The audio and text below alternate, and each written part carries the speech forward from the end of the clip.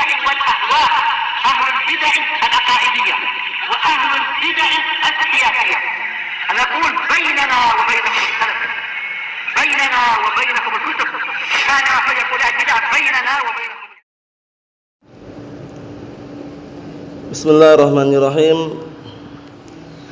Alhamdulillahilladzi arsala rasulahu bil huda wa dinil haq liyudhhirahu 'alad dini kullihi wa kafaa billahi shahida. Wa ashhadu an la ilaha illallah wahdahu la syarika lah iqraran bihi wa tauhida. Wa ashhadu anna Muhammadan 'abduhu wa rasuluhu sallallahu alaihi wa ala alihi wa sallama tasliman mazida la nabiyya ba'dah.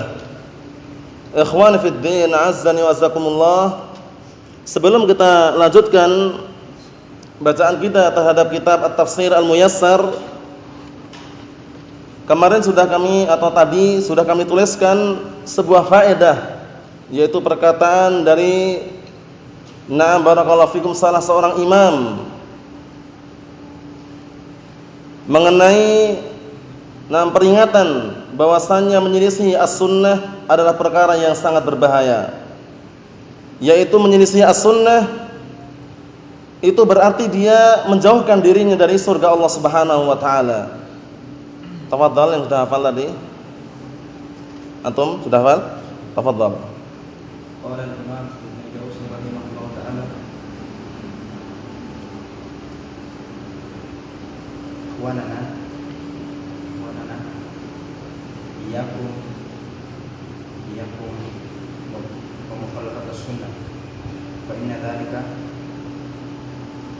yub'idukum minal jannah. Naam, ahsanta, barakallahu fikum. Tafadhal ya akhi Yusuf. Yang keras.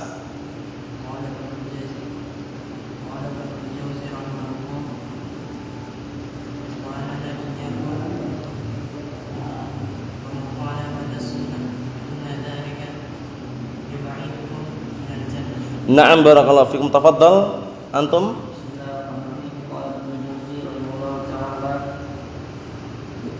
Ikhwanana iyyakum wa mukhalafat as-sunnah fa inna dzalik yub'idukum minal jannah. Na'am, ahsanta, barakallahu fikum. Tafadhal. Ayo. Na'am, intaha min kitab Bustanul Wa'idin. Ahsan. Tafadhal antum. Antum hafal juga? Ayo.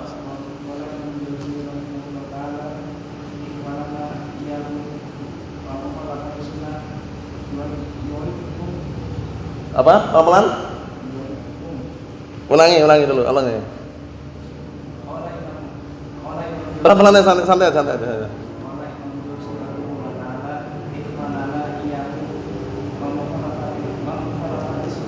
Wa mukhalafatas sunnah. Fa inna dzalika yub'idukum minal jannah. Intaha min kitab Bustanul Wa'idin. La ba'as. Ayo tafadhal antum yang keras ya. Ayo. Bismillah.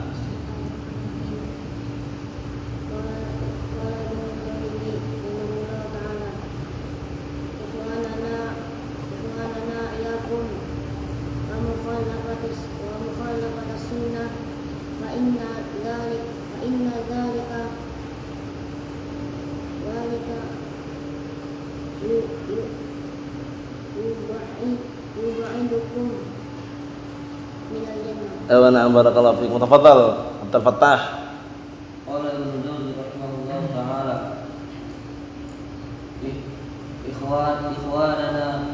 ikhwanana yub'idukum. Langsung ke situ ya, jangan. Pendek sekali. Iyyakum wa mukhalafat as-sunnati fa inna dzalika yub'idukum minal jannah. Na'am, barakallahu fikum. Ahsantum. Antum, ayo tafadhal. Ayo.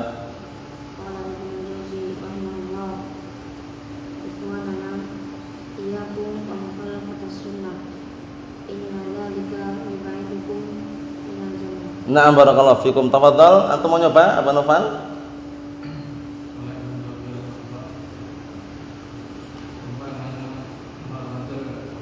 Enggak, pelan-pelan aja.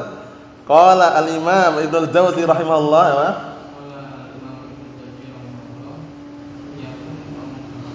Ikhwanana iyyakum wa mukhalafatas sunnah. Wa mukhalafatas sunnah. Apa? Fa inna dzalika Ewana barakallahu fikum. Tafadhal. Mau nyoba? Qala Ibnu Qayyim rahimahullah. Ibnu Jauzi. Nah. Baik. Qala Ibnu Jauzi rahimahullah. Ikhwanana wa iyyakum. Ikhwanana wa iyyakum. iyyakum Ikhwanana iyyakum. Tilka wa mukhalafatas sunnah. Mukhalafatas sunnah tilka ya'idukum minal Fa inna dzalika dzalika yub'idukum. yub'idukum minal jannah. Naam barakallahu fikum. Ahsan. Tafadhal. Qala Ibnu Jauzi rahimahullah ta'ala ikhwanana iyyakum wa mukhalafatas sunnah fa inna dzalika yu'idukum minal jannah. Naam, tafadhal. Qala al-Imam Ibnu Jauzi rahmatullah alaihi ikhwanana iyyakum wa mukhalafatas sunnah fa inna dzalika yub'idukum minal jannah. Intaha min kitab Bustanil Wa'idin. Naam, ahsantum barakallahu fikum. Mau mencoba? Tafadhal. Qala al-Imam Al-Jauzi rahimahullah ta'ala Qala Qala al-Imam Al-Jauzi Ibnul Jauzi. Qala al-Imam Ibnul Jauzi rahimahullah ta'ala ikhwanana iyyakum wa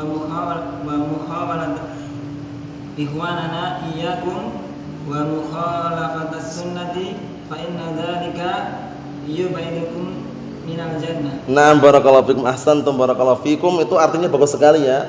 Sudah Anda catat di sana itu, di papan tulisan itu. Naam barakallahu fikum. Ikhwanana iyyakum wa mukhalafatas sunnah fa inna dzalika yub'idukum minal jannah. Artinya, wahai saudara-saudara kami, hati-hati kalian dan jauhilah menyelisihi as-sunnah, karena sesungguhnya menyelisihi as-sunnah itu bisa menjauhkan kalian dari surga. Paham ya? Jadi kunci surga, kunci agar kita dimudahkan masuk surga diantaranya adalah mencocoki dan mengikuti Al-Quran dan As-Sunnah. Yang insyaAllah ta'ala nanti ana kasih satu lagi asar, dihafal nanti. Nah barakallahu fiikum, asarnya atau ucapannya Al-Imam Malik bin Anas, Imam Darul Hijrah. Nanti ya kita baca dulu. Naam. Qala Allah Azza wa Jal. Sekarang kita masuki ayat yang ke-276 dari surat Al-Baqarah juz yang ketiga, mengenai Allah Subhanahu wa taala menghapuskan yang namanya barokah riba. Jadi riba itu memang benar-benar enggak ada barokahnya sama sekali. Walaupun kata orang bunganya sekian, enggak ada barokahnya. Oleh karena itu kita lihat nanti, kemudian justru Allah taala menumbuhkan pahala-pahala sedekah. Naam. Kita lihat nanti ya. Karena di dalam sedekah tersebut barakallahu fikum, tentunya manakala diserahkan kepada orang-orang fuqara wal masakin, kemudian juga hanya mengharapkan wajah Allah Subhanahu wa taala, Allah Subhanahu wa taala menumbuhkan pahala sedekah tersebut. Nanti kita lihat tafsirannya. Qala Allah taala, wa taala berfirman, "Yamhaqullahu ar-riba wa yurbis shadaqat, wallahu la yuhibbu kulla kaffarin asim." Ayat yang ke-276 ini Allah Subhanahu wa taala menyatakan Allah Subhanahu wa taala menghapuskan yang namanya barokah riba, tidak ada berkahnya sama sekali. Wa yurbis shadaqat, dan menumbuhkan, melipat gandakan pahala-pahala sedekah. Wallahu la yuhibbu kulla kaffarin asim, dan Allah Subhanahu wa taala tidak mencintai setiap orang yang kufur dan juga asim. Asim itu suka berbuat dosa. Kafar berarti suka mengkufuri nikmat Allah Subhanahu wa taala. Karena kufur nikmah yaitu tidak bersyukur terhadap nikmat Allah Subhanahu wa taala yang diberikan kepadanya, itu sumber bala, sumber petaka, sumber bencana. Nah, bagaimana tidak, Allah Subhanahu wa taala telah mengabadikan dalam Al-Qur'an Karim mengenai keadaan apa itu? Sekelompok kaum yang berada di kampung yang semula kampungnya tenang, tentram, langgeng, enggak ada masalah, enggak ada keributan, rezeki datang dari seluruh penjuru, bayangkan. Manakala mereka bersyukur pada Allah Subhanahu wa taala. Namun gara-gara satu perkara saja, yaitu mereka kufur dan tidak bersyukur kepada Allah Subhanahu wa taala, mereka berbuat kesyirikan, mereka berbuat kezaliman, mereka berbuat kemaksiatan, apa yang Allah Subhanahu wa taala balas untuk mereka? Langsung Allah Subhanahu wa taala hilangkan kenikmatan tersebut, dijadikan negeri yang menakutkan, penduduknya pada kelaparan. Bayangkan itu. Yaitu firman Allah Subhanahu wa taala, "Wa daraballahu mathalan qaryatan kanat aminatan mutmainnah, ya'tiha rizquha raghadan min kulli makan, fakafarat bi an'amillah, fa'adzaqahallahu libasal ju'i wal khaufi bima kanu yasna'un." Artinya, wa daraballahu mathalan qaryatan kanat aminatan mutmainnah. Allah Subhanahu wa taala telah memberikan permisalan dengan sebuah kampung yang semula kampung tersebut mutmainnah, aminatan mutmainnah, aman, tentram, tenang. Nah, sebabnya apa? Bersyukur terhadap nikmat Allah Subhanahu wa taala. Akhirnya di kemudian hari mereka tidak bersyukur, mensekutukan Allah Subhanahu wa taala, berbuat kesyirikan, melanggar syariat Allah Subhanahu wa taala, melanggar as-sunnah atau yang semisalnya, apa yang Allah taala timpakan, fakafarat bi an'amillah. Akhirnya mereka penduduk kampung tersebut kufur terhadap nikmat-nikmat Allah Subhanahu wa taala. Fa'adzaqahullahu libasal ju'i wal khaufi bima kanu yasna'un. Akhirnya Allah Subhanahu wa taala mengadab mereka, menghukum mereka dengan diberikannya pakaian rasa takut dan kelaparan. Maksudnya bagaimana? Maksudnya kampung tersebut langsung Allah telah jadikan menakutkan, mengerikan. Tidak aman sudah, tidak tentram, tidak tenang, kelaparan kebanyakan mereka. Sebabnya kufur terhadap nikmat Allah Subhanahu wa taala. Hati-hati. La in syakartum la azidannakum wa la in kafartum inna adzabi lasyadid. Allah taala telah menyatakan, jika kalian bersyukur, niscaya aku akan tambahkan nikmat untuk kalian. Namun jika kalian kufur, ketahuilah azabku sangat pedih. Hati-hati. Azab Allah Subhanahu wa taala jangan disepelekan. Karena Allah Subhanahu wa taala itu kalau mengadab sekelompok kaum enggak pandang bulu. Dalam artian bagaimana? Kalau di kampung tersebut walaupun ada orang mukmin muslim, tapi karena berada di lingkungan yang banyak kekufuran, banyak kesyirikan, banyak kemunafikan, banyak juga kezaliman, terkadang Allah Subhanahu wa taala langsung menghukum semuanya. Namun untuk kaum mukminin sebagai ujian dan cobaan. Bagi orang kafirin, orang musyrikin, orang munafikin, orang-orang ahlul ma'asi sebagai hukuman untuk mereka. Paham ya? Oleh karena itu Allah taala sudah memberikan ultimatum, wattaqu fitnatan la tusibannal ladzina zalamu minkum khassah. Artinya berhati-hatilah kalian dengan sebuah petaka balak bencana yang tidak menimpa orang yang zalim saja. Maksudnya yang tertimpa itu bukan orang zalim saja. Terkadang antum saksikan kan adanya tsunami, gempa bumi, kemudian banjir atau yang semisalnya. Terkadang kaum muslimin ada enggak yang kena? Ada. Kaum mukminin ada juga yang terkena.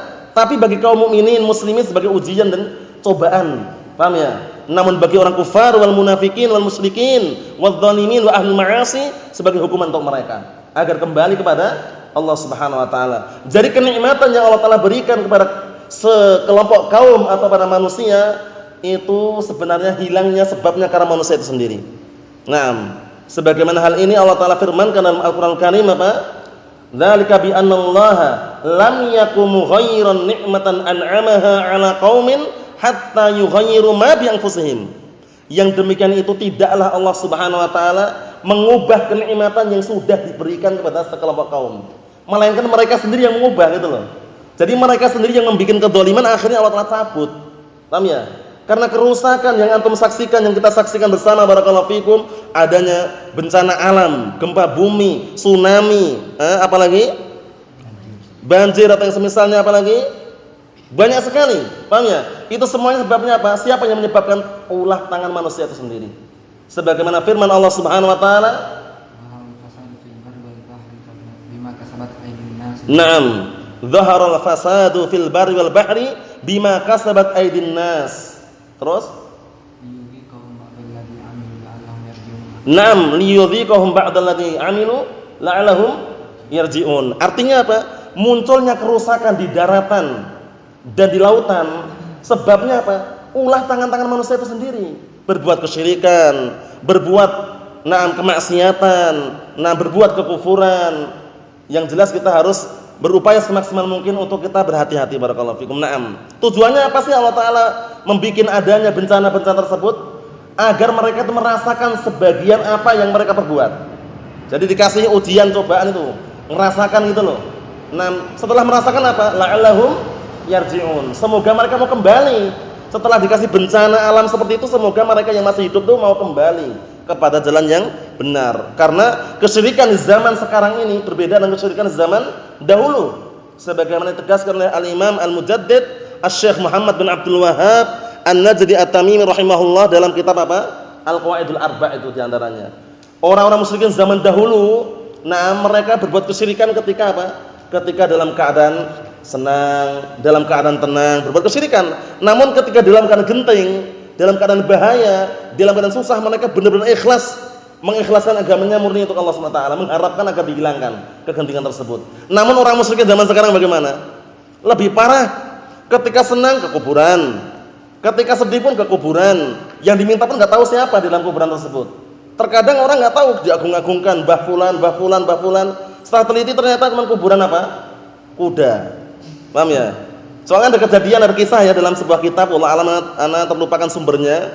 Jadi kisahnya itu wallahu alam ya, waktu itu kejadiannya ada sekelompok jamaah haji mau pergi, berangkat haji. Ini zaman-zaman lama dulu ya.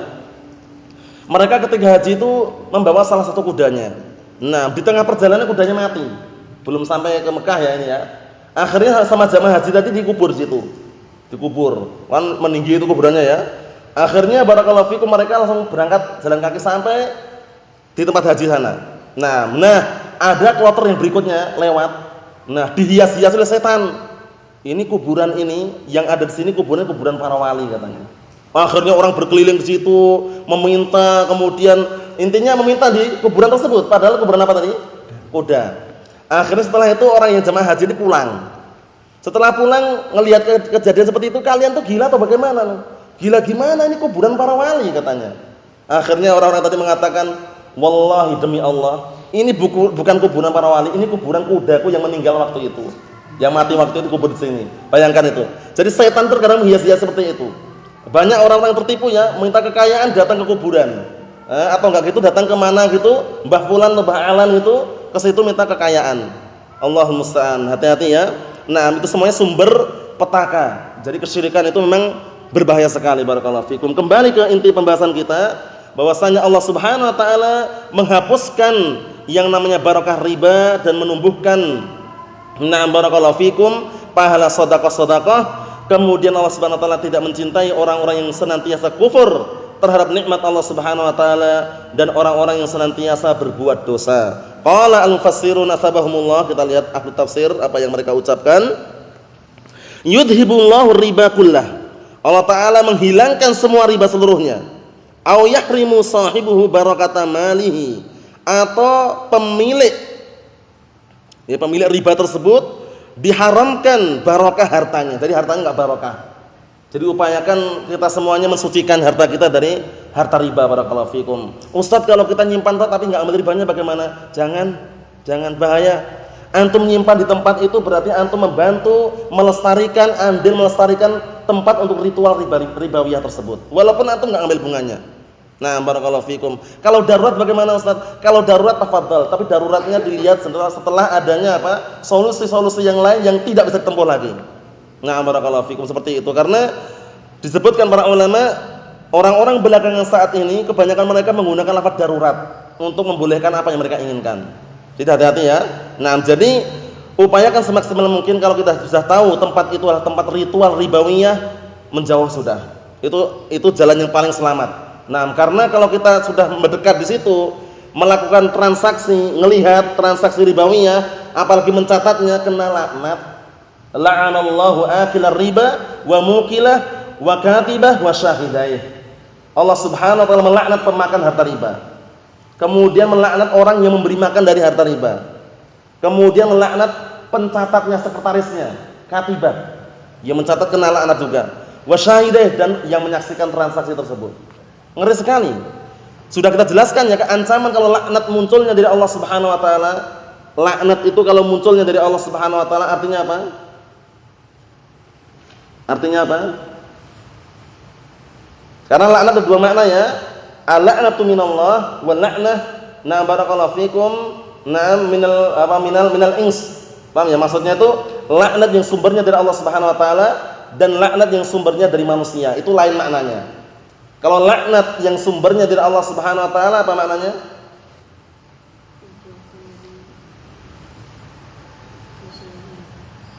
Dijauhkan apa?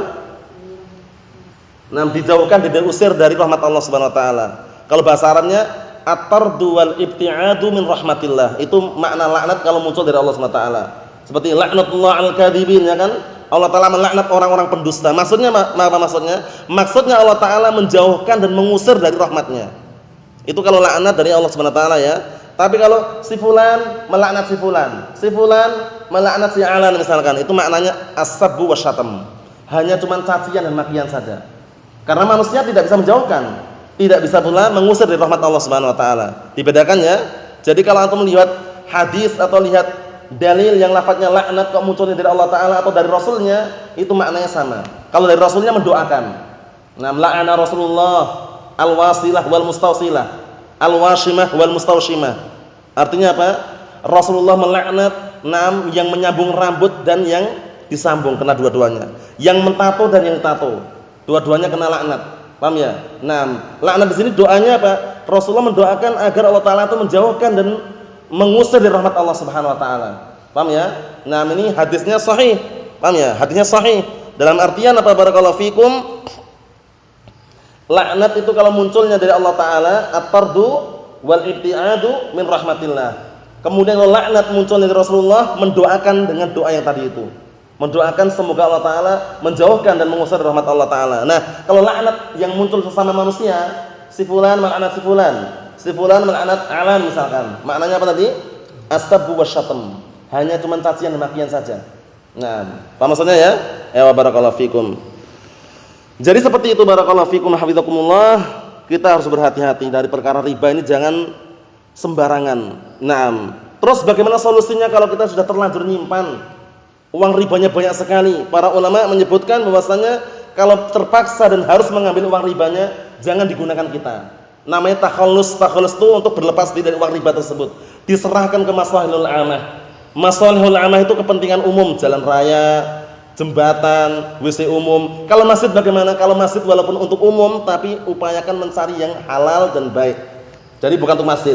Paham ya? Nah, jadi uang haram tadi itu, uang riba tadi, walaupun masjid itu kepentingan umum, tapi jangan ke masjid. Nah, karena masjid ya upayakan kita misalkan bangun pun dari uang yang halal, uang yang baik, yang bagus. Paham maksudnya? Maslahul amah ya yang kira-kira barakallahu fikum istilahnya identiknya umum. Nah, dalam artian istilahnya bukan untuk ibadah secara mutlak gitu ya. Seperti jalan raya, kamar mandi umum, WC umum, tafadhol. Paham ya? Itu kalau mau ngambil. Tapi kalau misalkan dia ninggalkan, ya enggak ada dosanya. Ambil uangmu yang inti udah selesai. Paham ya? Udah selesai. Nah, enggak panjang lebar, ambil uang yang inti. Yang riba bagaimana? Kalau kamu ngambil tujuannya diserahkan maslahul amah, tafadhol. Tapi kalau sedekahkan jangan. Diberikan fuqara al-masakin tapi takhallus enggak masalah. Takhallus itu bukan sedekah. Sedekah itu kan dapat pahala. Tapi kalau takhallus enggak dapat pahala sama sekali. Paham ya? Nah, disebutkan Syekh Ibnu Utsaimin rahimahullah dan juga Syekhul Islam Ibnu Taimiyah rahimahullah, kalau takhallus dari uang yang haram itu bagaimana caranya? Takhallus itu cuma berlepas diri tok gitu loh ya. Nah, diberikan kepada orang yang membutuhkan bagaimana? Pada asalnya kalau diberikan kepada orang yang membutuhkan itu bukan sedekah sama sekali. Cuma takhallus, sudah lepas diri, anak enggak mau lagi istilahnya apa? Megang uang tersebut misalkan, seperti itu. Nah, tapi kalau misalkan kita berikan semata-mata ada orang barakallahu fikum istilahnya mau makan, kita traktir dengan uang riba tadi, masuk dalam laknatan tadi. Paham ya? Hati-hati ya. Barakallahu fikum. Takhallus itu bentuknya itu ya cuman berlepas diri. Misalkan barakallahu fikum dia memiliki uang yang haram. Sudah taubat, tahu hukumnya, uangnya mau kemana? Akan dibakar atau kemana? Itu sebutan para ulama dalam rangka untuk takhallus tadi. Takhallus itu bukan sedekah, ingat ya, bukan sedekah. Itu bisa diberikan kepada siapa yang berhak dan yang membutuhkan misalkan, tapi bukan sedekah. Bukan sedekah ya, bukan sedekah. Nah, kalau sedekah dapat pahala jelas. Tapi ini enggak dapat pahala sama sekali. Barakallahu fikum, seperti itu. Jadi, itu nanti bisa dilihat dalam kitab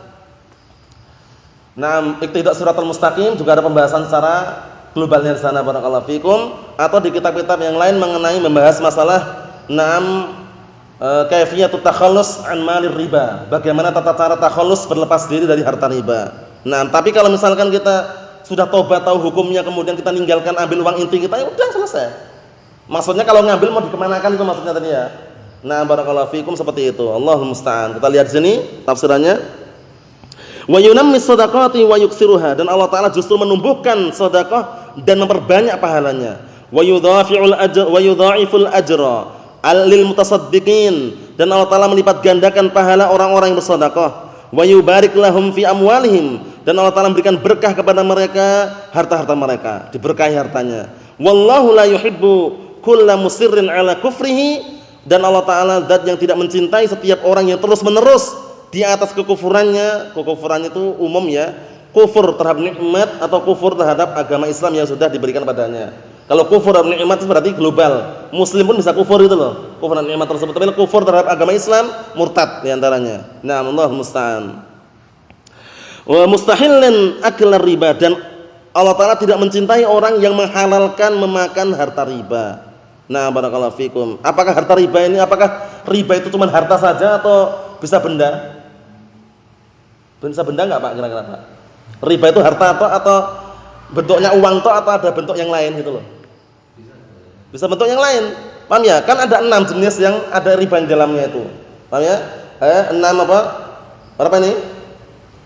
6. Paham ya? 6 jenis yang di dalamnya ada ribanya. Nah, dihafal ya. Bahwa emas, perak, bur, syair, emas, perak, bur, syair, kurma, garam. Paham ya? Itu sebutkan dalam hadis ya. Emas, perak, bur, syair, kemudian apa ya? Kurma, garam.